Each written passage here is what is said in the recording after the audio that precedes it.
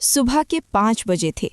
शहर अभी सो रहा था, लेकिन मोहन की आंखों में नींद नहीं थी।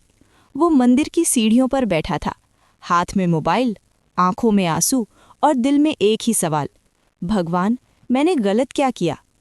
मोहन कोई बुरा इंसान नहीं था।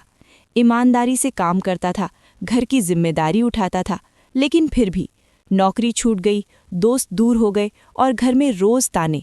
उसे लगता था, अगर मैं इतना सही हूं तो मेरे साथ गलत ही क्यों हो रहा है? मंदिर के अंदर से घंटी की आवाज आई। एक बूढ़े पुजारी जी बाहर आए। उन्होंने मोहन को देखा और बोले, बेटा, इतने भारी मन से भगवान के पास क्यों बैठे हो? मोहन फूट पड़ा।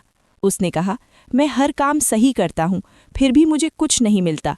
क्या भगवान भी सिर्फ किस्मत वालों की सुनते हैं? पुजारी जी मुस्कुराए, धीरे से बोले, तुमने कभी गीता पढ़ी है? मोहन ने सिर हिला दिया, नहीं, बस सुना है।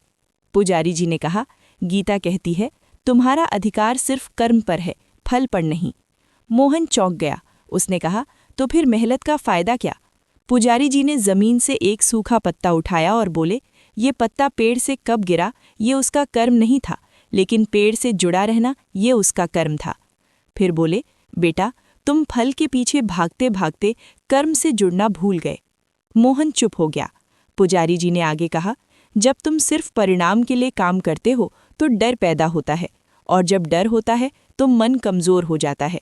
उस पल मोहन को समझ आया, वो मेहनत तो कर रहा था, लेकिन डर के साथ। डर नाकाम होने का, लोगों की बातों का, भविष्य का। पुजारी जी ने अंत में कहा, कर्म को पूजा बना लो, परिणाम अपने आप रास्ता ढूंढ लेगा। मोहन उठ खड़ा हुआ। उसके हालात नहीं बदले थे, लेकिन उसका मन बदल चुका था।